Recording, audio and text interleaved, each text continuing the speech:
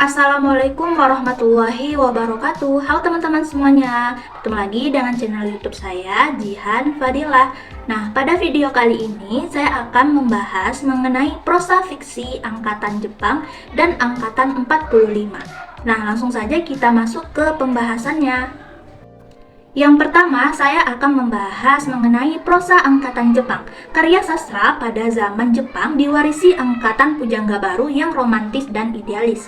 Tetapi, karya tersebut bersifat realitas dan kritis. Perkembangan sastra pada zaman itu disebut sebagai sastra peralihan dari alam romantis dan idealis menjadi realitas dan kritis. Pada masa penjajahan Jepang, banyak jumlah orang yang menulis sajak dan cerpen, demikian juga sandiwara. Sedangkan roman kurang ditulis pada angkatan ini. Nah, di sini saya akan membahas salah satu prosa angkatan Jepang, yaitu yang berjudul Radio Masyarakat. Radio Masyarakat merupakan cerpen yang ditulis oleh Rosihan Anwar pada zaman penjajahan Jepang di tahun 1940-an. Nah, cerpen tersebut menceritakan tentang seseorang yang sudah tidak bersemangat lagi dalam menjalani hidupnya.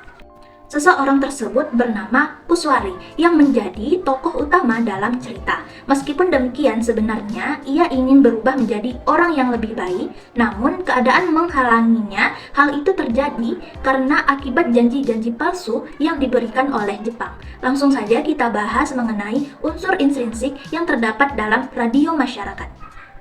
Unsur intrinsik yang terdapat pada cerpen tersebut, yang pertama adalah gaya bahasa simile, yaitu gaya bahasa yang membandingkan dua hal dengan mencari titik kesamaannya. Contohnya pada kutipan berikut ini. Unsur intrinsik yang kedua adalah gaya bahasa hiperbola. Hiperbola yaitu gaya bahasa yang mengandung pernyataan yang berlebih-lebihan, contohnya pada kutipan berikut ini.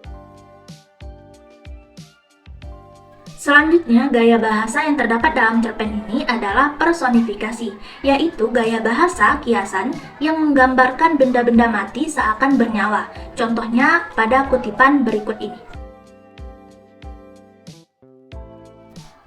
Baiklah teman-teman, itu tadi penjelasan saya mengenai cerpen Radio Masyarakat yang termasuk prosa angkatan Jepang. Selanjutnya, saya akan menjelaskan mengenai prosa angkatan 45. Karya sastra pada angkatan 45 ini dipengaruhi oleh politik yang kuat. Hal itu dipengaruhi oleh perjuangan memperebutkan kemerdekaan Indonesia. Pandangan penulisan dalam bentuk karangan pada karya sastra 45 tampak kurang bebas bila dibandingkan dengan angkatan pujangga. Sedangkan dalam isi, angkatan 45 bercorak realistis di mana isi lebih dipentingkan daripada bahasa. Selanjutnya, saya akan membahas mengenai novel pendek populer yang berjudul Keranji Bekasi Jatuh 1947 karya Pramoedya Anantatur. Novel ini berkisah tentang perjuangan pemuda-pemuda Indonesia menghadapi pasukan Belanda dan Inggris, berlatar di Front Jakarta Timur pada bulan November 1945. Nah, karya ini berkaitan erat dengan novel Pramoedya lainnya, berjudul Di Tepi Kali Bekasi 1951. Keranji Bekasi Jatuh merupakan fragmen yang inti ceritanya sama dengan Di Tepi Kali Bekasi. Nah, jadi teman-teman, perbedaan karya sastra angkatan Jepang dan angkatan 45 ini adalah angkatan Jepang disebut masa transisi yang pada masa pujangga karya sastra bersifat natural dan idealis. Sedangkan pada angkatan Jepang menjadi kritik dan realitas. Selanjutnya, pada angkatan 45, karya sastra lebih mementingkan isi daripada bahasanya. Biasanya, isi karya sastra berisi tentang perjuangan kemerdekaan pada periode angkatan 45 tersebut.